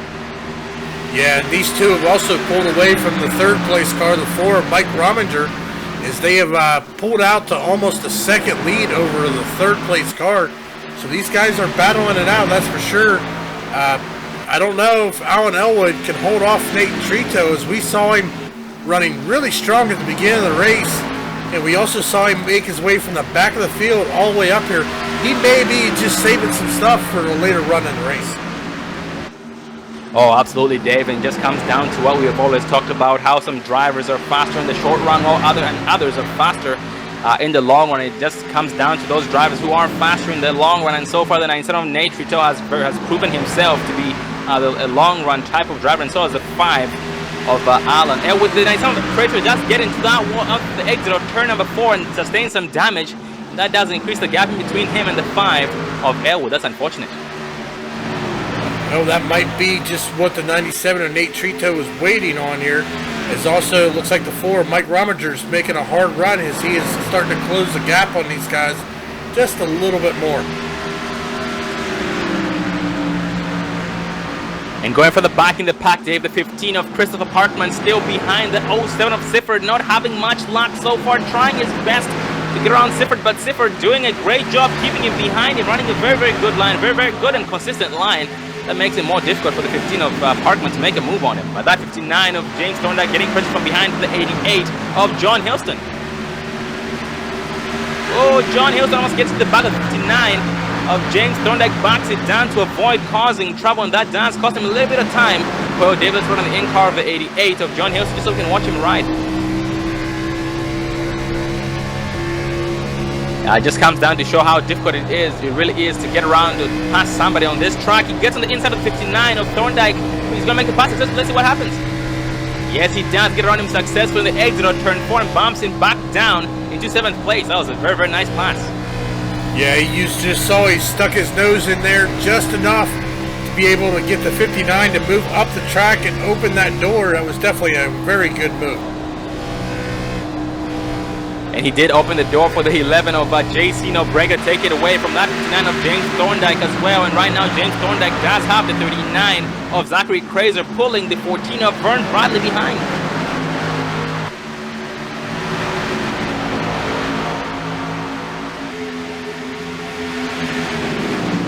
And going further back in the pack, we do have the 75 of Rusty Farrell, who is behind the 20 of Ethan Kurtz. These guys just riding single file content so far, trying their best to keep their noses clean so they can still be able to stay competitive until the very end. Well, ladies and gentlemen, we are 52 laps to go here until we go to the checker flag. We are going to take our final commercial break of the night, so stay tuned and we'll be right back.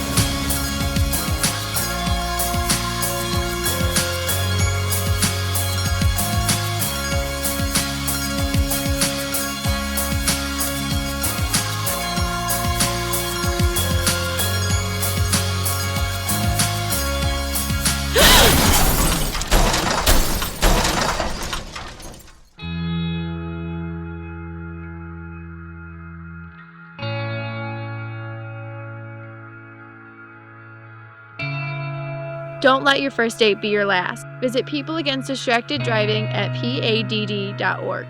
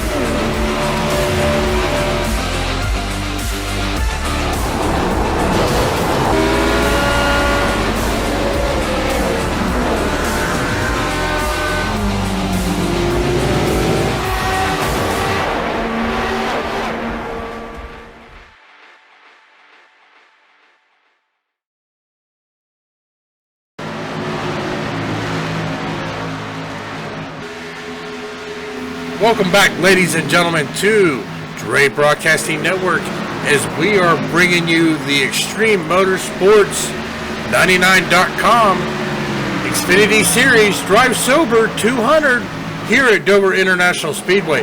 We are 41 laps remaining. We are still being led by the 5 of Alan Elwood, with Nate Trito in second, Mike Rominger running third. The 07 of Tyler Sifford is still hanging on to fourth position, while the 11 of JC Nobrega is now rounding out your top 5. And Dave, these leaders catching up some lap traffic. The 8 of Jason Allison being the first victim to go a lap down here on lap number 160. And right now that 5 of Nate, Alan Elwood has put away quite a bit. We do have one driver going down pit road. This is 75 of Rusty Farrell. Well, we should be seeing some more pit stops here as these guys are already running about 32 to 34 laps. Here comes Tyler Sifford and JC Nobrega down on the pit road as well, trying some early pit strategies, see if it can help them gain that track position and definitely get out there. And that 97 of Nate Trito does pull off the track with the 8 of Jason Allison going down pit road, double foul this time.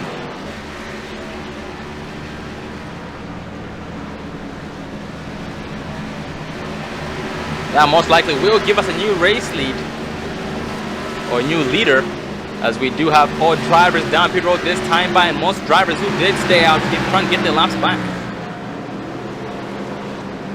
Well, they still are going to have to pit though, as the leaders now are down on pit road. There goes Tyler Sifford off from his stall, headed out back on the track. And that lead change was by the 59 of James Thorndike, who is battling the 19 up front. That is Richard Holland, and the 14 of Vern Bradley, who takes them 3 wide. Nope, they're back to 2 wide. That 14 of Bradley backs it down, but the 19 of Holland stays high with the 31 of Dillon, taking it away. Yep, looks like Vern Bradley there's trying to get back on the lead lap there, get around the 59 machine. It looks like we've only got two cars left on the lead lap. That is 59 of James Thorndike and the 29 of Matthew Walzenbach.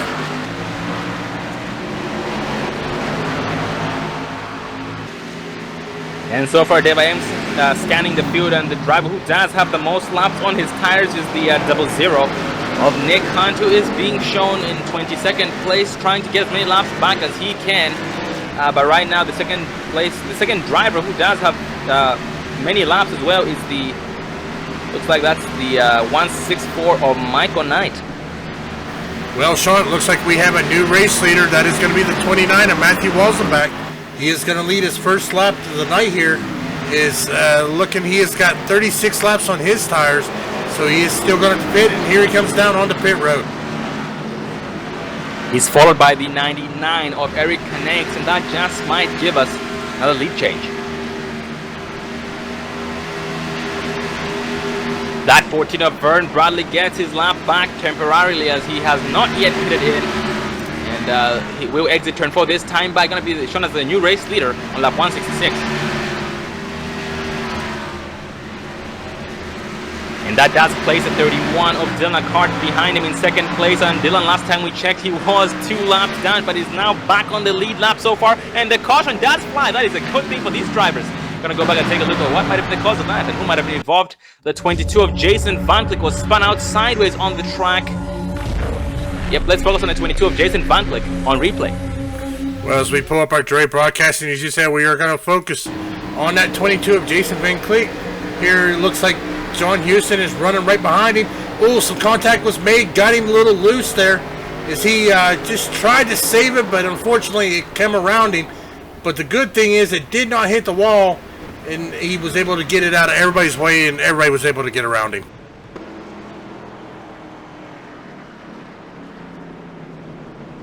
Going back up front, that 14 of Vern Bradley is going to be shown as the new race leader by the looks of it. The 29 of Matthew Walzenbach, who is right directly behind the pace car. So we'll wait for it to update. But so far we have 15 drivers back on the lead lap, and last time, before the green flag pit stops kicked in, we had less than 10 drivers on the lead lap. So that did really shake out the field. Well, we do see Vern Bradley, Dylan Ackert, Mike Franklin, Nate Trito, Rick Seabrands, Christopher Portman, JC Nobrega, Tommy Amasi are all going to come down on the pit road here.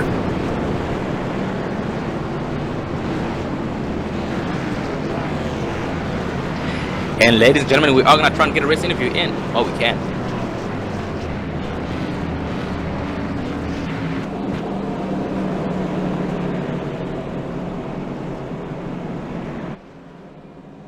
Well, Dave, let's focus on the 8 of Jason Allison. Well, ladies and gentlemen, we do have the 8 of Jason Allison up here. Let's get a cup there, bud.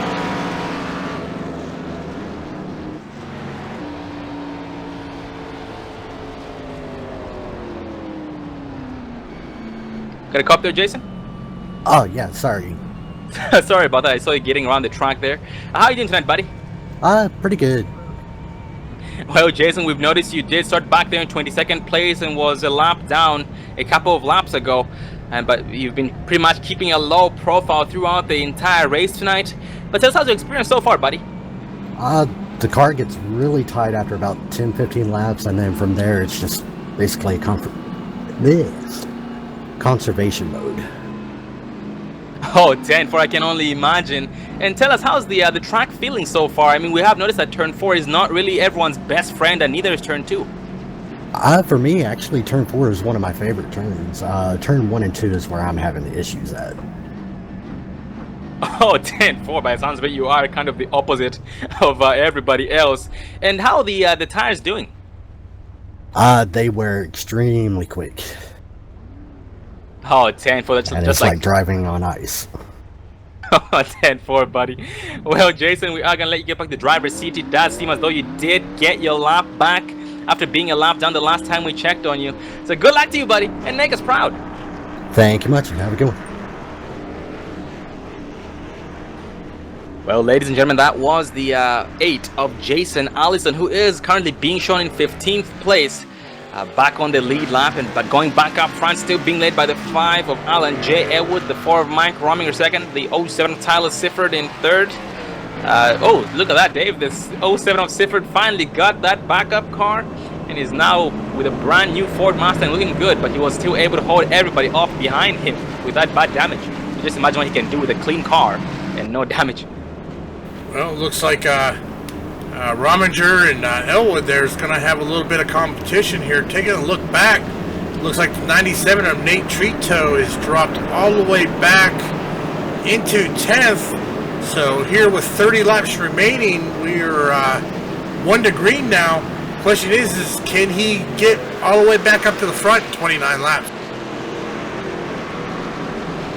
Well, that's going to be a very, very tough one, Dave, but he did go all the way from the back of the pack to leading a couple of laps and being in second place for the most part in only a few laps. But yeah, once it's turned 10 to green, Dave, maybe these guys will up their game. I mean, it is go time, so it might be go time for most of these drivers, so it is most likely going to shape the way things turn out for him.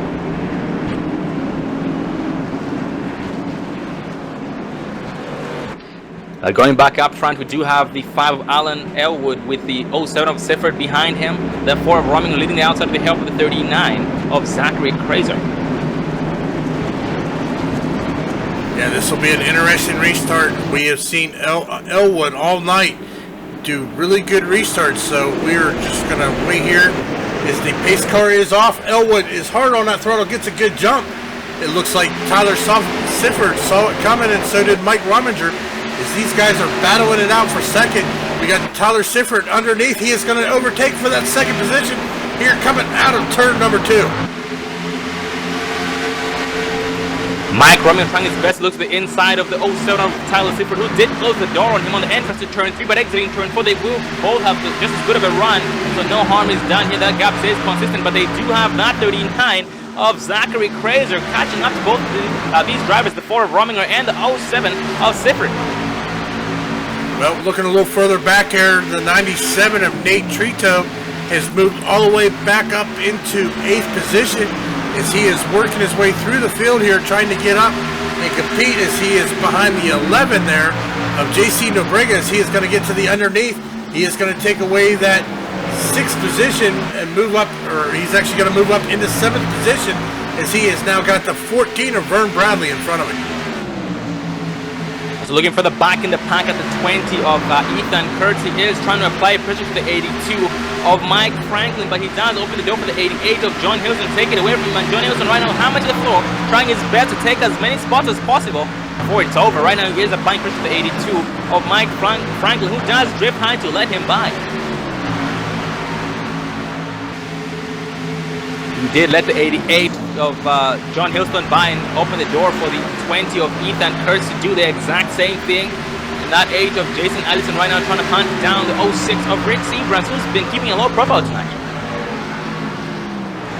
Yeah, Jason there's running back in 12th position. He is about 4 seconds behind our leader, but he is in good position here. He might be able to gain a few more positions as he's got Rick Seabrams and Christopher Parkman in front of him, try to come away with a top 10 finish here tonight. And Dave, we do have one driver down pit road. It is the 00 of Nick Hunt being shown in 21st place. 3 laps down. The engine does not seem to be running. Nope, the engine is not running, so he most likely blew an engine, or maybe he ran out of gas. I can't figure it out just yet.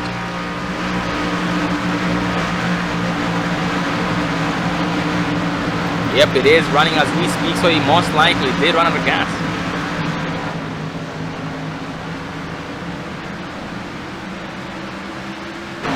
Going a little back here, looks like the 19 of Richard Holland there is trying to make a move on the 164 as he is going to get to the underneath as he is following the 168 machine. They're trying to get around and gain as many positions as they can. As the 168 of Phil Gary, then we have the 19 running, and then the 164 of Michael Knight here running back. This is currently for 18th position.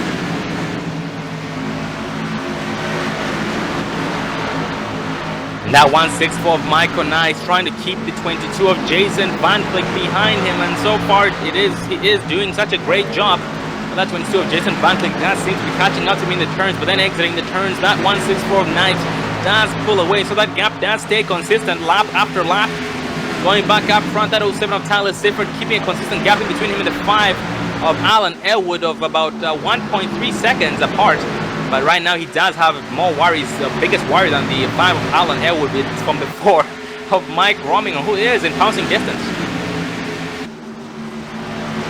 Yep, look who's there. There's the 97 of Nate Trito as he has now made his way up into 4th position as he is going to be working to get around the 4 of Mike Rominger. That's going to slow down Rominger as he is going to battle Trito for that 3rd position. Might give a little chance for the 07 of Tyler Sifford to pull away, but no, here comes Nate Trito as he is hammered hard as he gets around Rominger. His next victim is going to be the 07 of Tyler Sifford here as he is looking to pounce and make a move for the 2nd position. He does catch up to the 07 of Sifford, and at the same time the 4 of Rominger gap increases once again. Well, Dave, let's run on the in-car of the 97 of Trito just so we can watch him apply pressure to the 07 of Sifford. Well, unfortunately, ladies and gentlemen, I have lost my feed. And Sean, if you could call the play-by-play while I try to get it back up real quick. The 97 of Nate Trito does continue to apply pressure to the 07 of Tyler Sifford, but Sifford doing such a great job keeping the 97 of Trito behind him. At the same time, they are battling, but the leader is pulling away the 5 of Alan Elwood. Last time we checked, he was about 1.3 seconds behind or ahead of the 07 of Sifford, but so far it's gone up to about 2 seconds. That's actually 0.7 seconds more, and that 97 of Nate Trito is side by side of the 07 of Tyler Sifford. And on the exit of turn number 2, they do stay neck and neck as the 07 of Sifford falls short entering turn 3.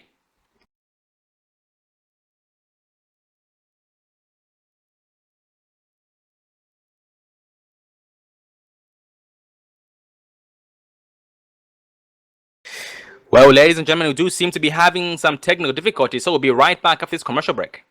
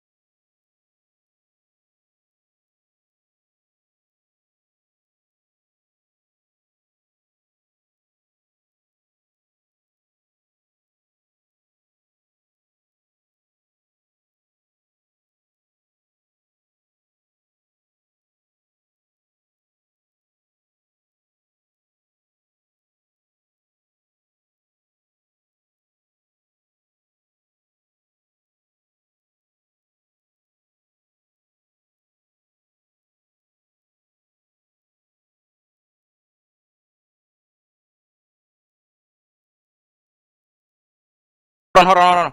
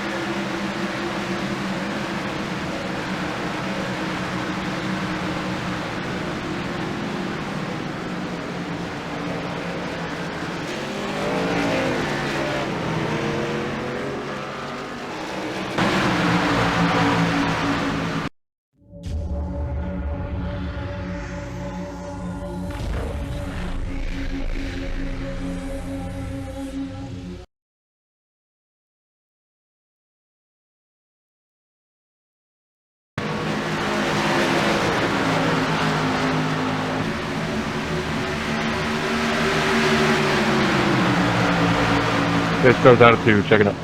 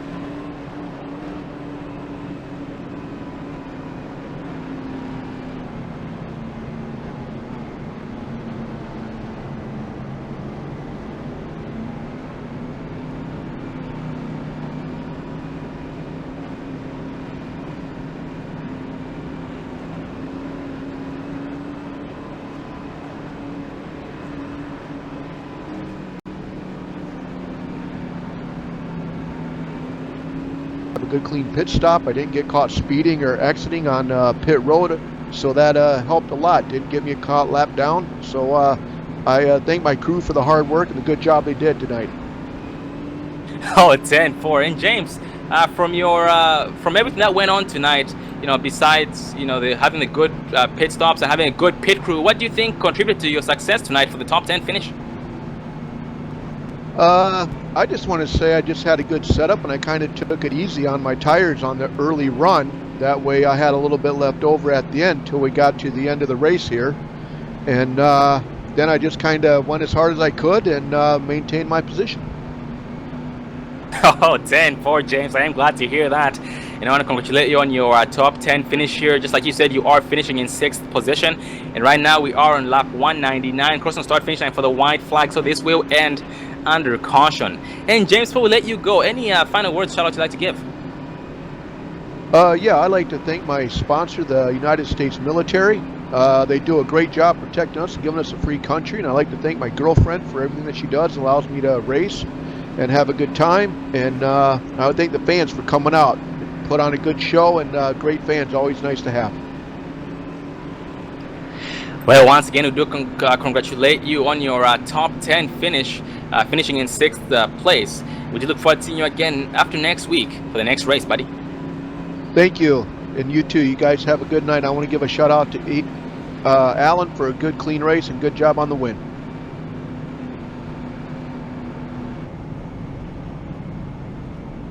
And well, ladies and gentlemen, that was your 6th place finisher, the 59 of James Thorndike, after keeping a low profile for the most part tonight, but being able to stay out of trouble, having a very, very good pit crew, having a very, very good pit stop, pit strategy, and that did, in the long run, give him a top 10 finish, which is a very, very good finish, considering how difficult the track was and how stiff the competition was out there.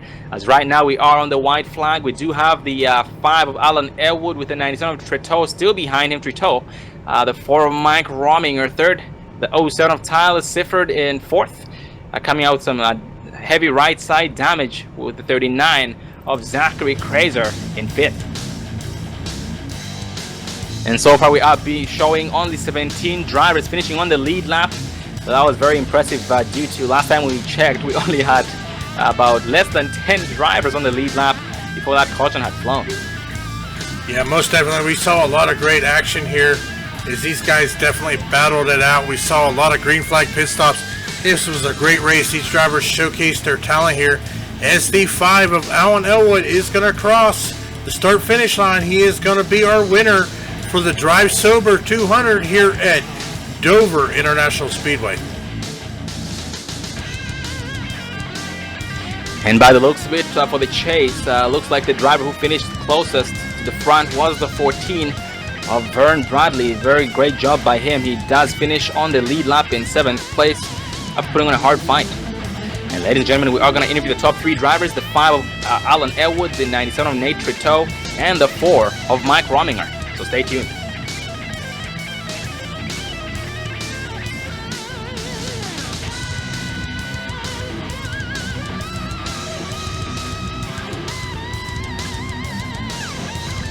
As we focus on the 5 of Alan Elwood as he burns that sucker down.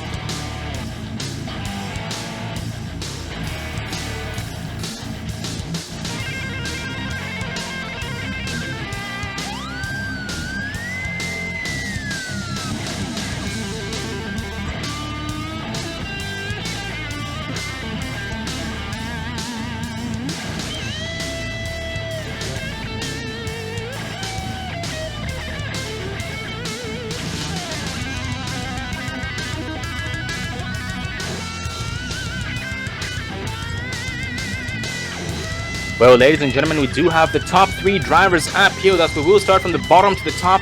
The 4 of Mike Rominger. Got a cop there, bud? Yeah, I got you. How been tonight, buddy?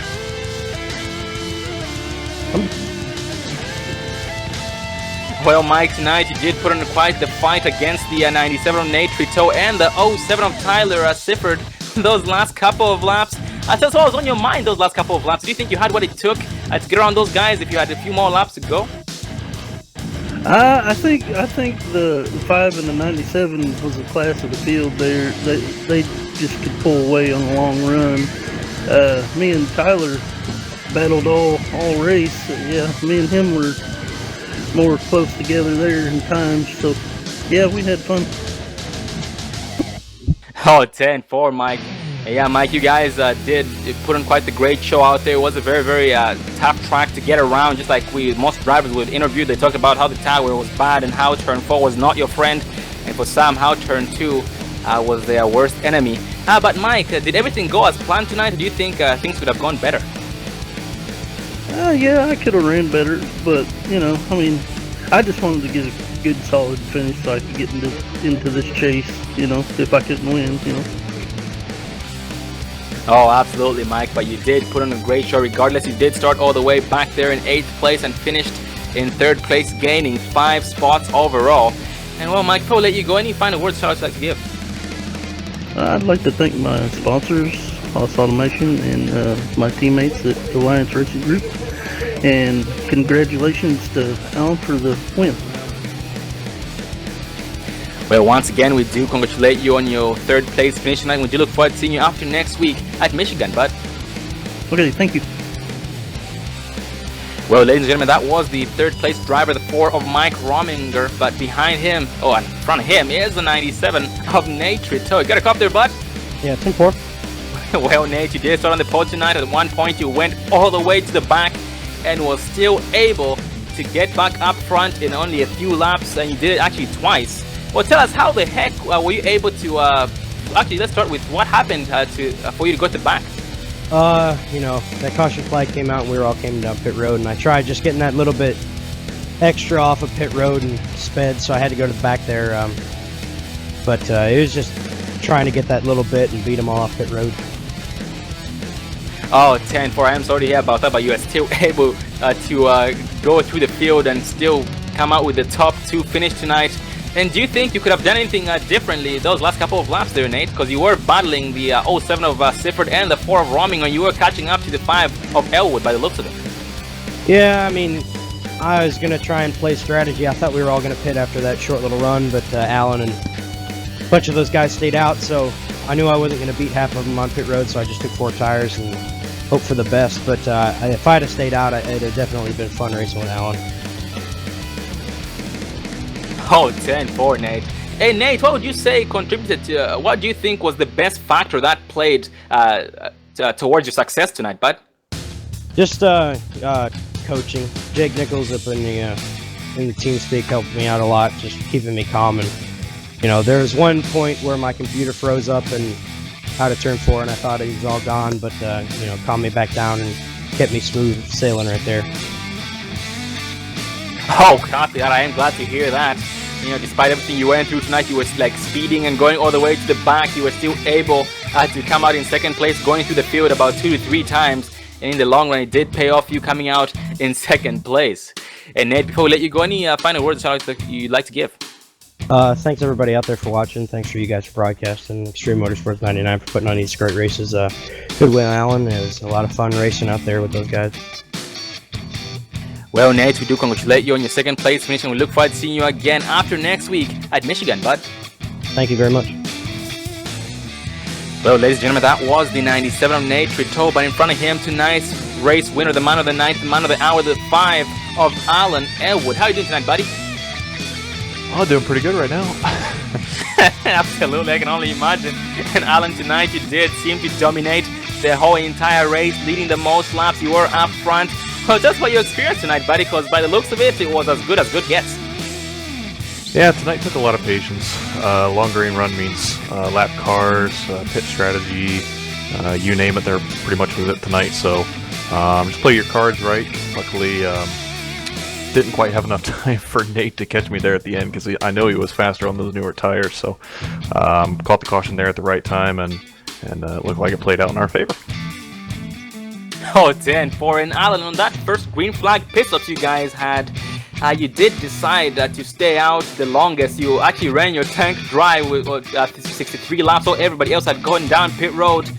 Looking back at it, was that the best call? Because on the exit of it, you did lose about 2 to 3 spots.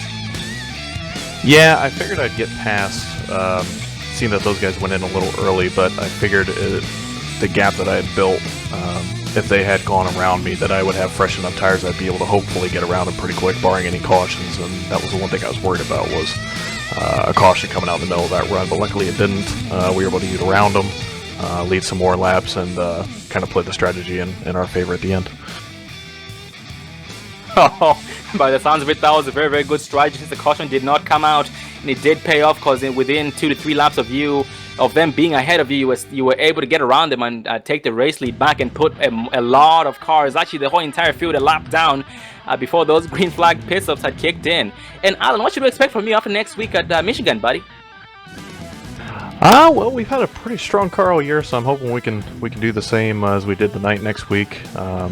It just takes some luck along with skill to hopefully pull out a win, and we've had some strong runs this year that just haven't been put together, so getting this win tonight was big, and hopefully maybe we can carry it to next week and then into the chase. Well, Alan, we do want to congratulate you on your win tonight, and before we let you go, any final words or shout-outs you'd like to give? I'd like to thank you guys for coming on board and doing the broadcast, and hopefully we'll see more of you guys in the future. Xtreme Motorsports for putting on the race tonight. Everybody down at Alliance, those guys are great. Unfortunately, we didn't have a couple of our teammates in the race tonight, but Mike and myself put on a good run, so I'm happy about that, and everybody for the great race tonight.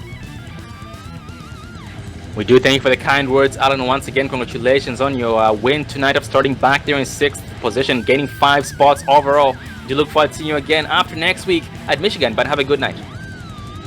10-4, thank you. Well, ladies and gentlemen, that was tonight's race winner, the 5 of Alan Elwood, and that does round up the top 3, or sum up the top 3 interviews between or among the 5 of Alan Elwood, the 97 of Nate Trito, and the 4 of Mike Rominger, who did put in a hard fight, and so did the 07 of Tyler Sifford, and the 39 of Zachary Kraser, who Zachary Kraser kept a very, very low profile tonight, but he was there towards the very end, and he was charging towards the front. Unfortunately, the caution had to come out and end that streak.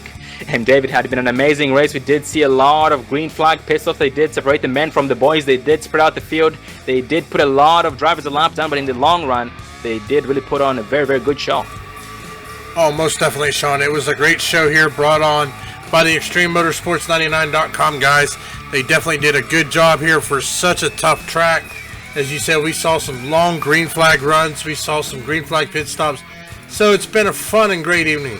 Well, ladies and gentlemen, that is the end of our race for tonight. So make sure you hit that like and subscribe if you have not already so that you can be notified of all of our races. Some of our upcoming races on Saturday night, we have the Cyber Racing Association Acrylic Art Super Truck Series running Super Trucks at plate tracks. Then on Sunday, we have the Precision Racing League United Armed Services Oval Series, which will be live on the iRacing portal. And then, of course, coming back Tuesday night, we will be back again with the Xtreme Motorsports 99.com guys for their Camping World Truck Series. Actually, I think they're off next week, so we may have some off nights. But once again, ladies and gentlemen, thank you for tuning in, and we will see you next time.